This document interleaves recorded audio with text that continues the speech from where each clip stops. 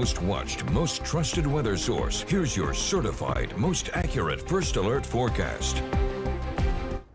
Over the next couple of days and into next week, we're going to be quickly talking about when will things start to go downhill? When will we start to see those impacts? And right now they're just possible because the path of this system is really uncertain once it gets past Florida. We've already seen the track change tonight, and I'm sure there'll be some bigger changes as we head over the next few days. Speed is everything. If it blows through and it's a tropical storm, wouldn't think any big impacts. It would be wet for a little bit, it'd be windy, but the rain wouldn't pile up as much. If it slows down or it goes completely still off our coast, that could really start to drive up those rainfall amounts as we head into next week. So officially a tropical depression, doesn't have a name yet. They get names when they become storms or hurricanes. So could have Debbie over the weekend. That's expected to become a storm as we head over the next 24 hours, probably maybe even less than that. Could have it as early as tomorrow morning. As it starts to move over the Gulf, it starts to curve northeastward. There's a chance it maybe slows down there near Florida. And the big update from the National Hurricane Center is that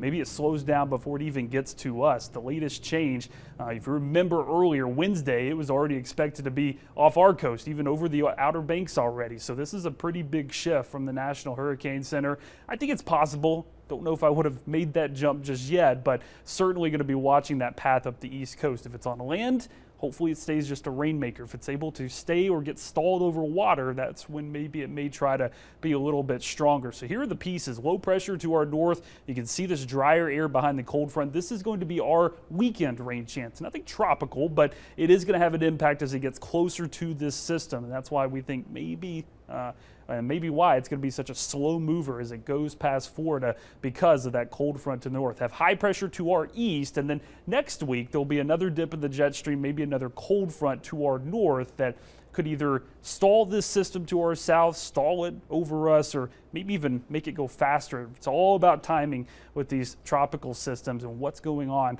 around us. You can see 24-hour rainfall estimates, not bad. And over the past week, we've seen water levels drop. Our rivers not quite as empty as they typically be at the start of August since we were so wet in July, but no rivers in flood stage anymore, though we still don't have as much room for all the water that could fall as we head into next week. Things expected to stay quiet tonight, but still very humid, very hot, upper 70s, low 80s, feeling like the 80s or 90s as we head into lunchtime.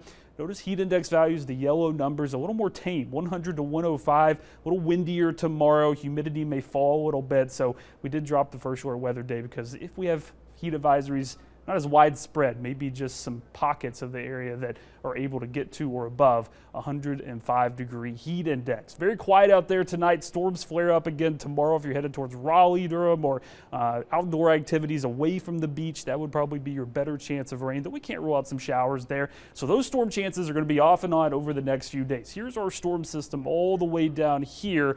Starts to organize as it crosses Florida. Florida's not very big, so if that center can get from water to water quickly, you see how it tries to flare up into maybe even close to a Category 1 hurricane. That'd probably be worst case scenario, but it continues to move up the coast. This is Monday at 9 o'clock. It's still well down to our south, so the timing on this is going to change. But at the earliest, we're highlighting Tuesday night when we could start to see maybe the rain pick up, maybe the winds going from breezy to stronger, and that could continue into Wednesday. But obviously if this slows down even more, all of these impacts would be pushed further back into the week if the center of that storm starts to get closer to us. So highlighting the days where we could start to see issues, but we do expect to have to move around the pieces a little bit as we head through the weekend and into next week. And of course, we saw the changes just from earlier tonight until the latest one came out here at 11. Another update expected in the morning then, right? Yeah, every 6 hours they got to give us an update on what their track is. Best thing you can do, don't tune out the weather this weekend. At least check in once a day to that new track. Download the WITN weather app. We send you videos, so if you're out on the go, you can get those videos and check out the latest forecast.